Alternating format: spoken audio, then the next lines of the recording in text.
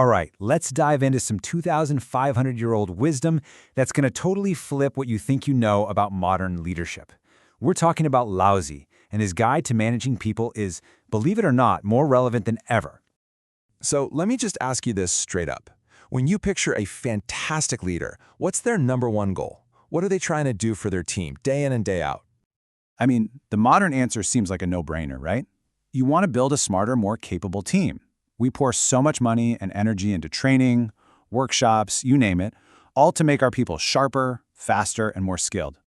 And then Laozi just drops this bombshell. He says the great leaders of the past didn't try to make people clever. They tried to keep them simple. And your first thought is probably, hold on, what? That sounds completely backward. Is he telling us to aim for ignorance? Okay, we've got to unpack this. To solve this paradox, you have to realize that Laozi was using these words, clever and simple, in a very specific way. And understanding what he really meant is the key to this whole thing. So first up, let's look at clever, or 智. Now, Laozi isn't knocking knowledge or intelligence, no way. He's talking about a very different kind of cleverness. Think cunning, scheming, the kind of craftiness that just fuels office politics. It's that whole art of maneuvering and ambiguity to get ahead.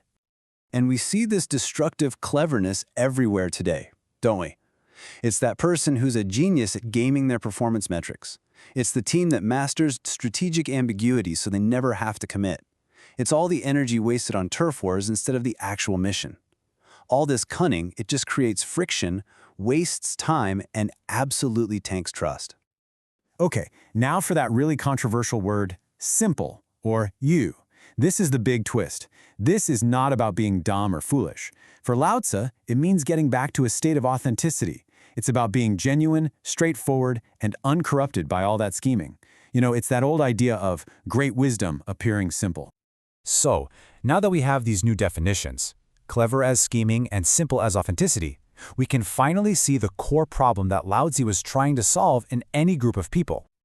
According to Laozi, here's the diagnosis. The reason things get so difficult, the reason systems grind to a halt, is because there's just too much of that scheming cleverness. When everybody is trying to outsmart everybody else, the whole thing just becomes a tangled, inefficient mess. But here's the cool part. Laozi doesn't just point out the problem, he gives us a solution. He lays out 2 very clear paths a leader can take. He even calls it an eternal formula for how to lead. In this chart, it just lays it out so perfectly. Look at path 1 on the left. A leader rules with cunning, with schemes. And what happens? It just encourages more of the same from everyone else. The result? Laozi calls it a disaster. But then look at path 2. The leader acts with sincerity and authenticity. That encourages a return to trust and directness. The result?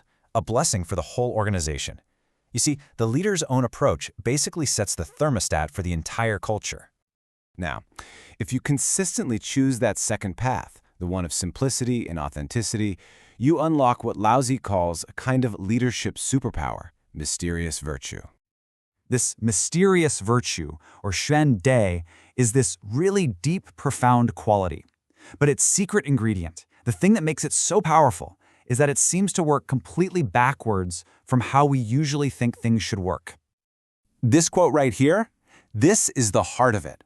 While the rest of the world is chasing complexity and trying to be clever, this virtue moves back toward simplicity.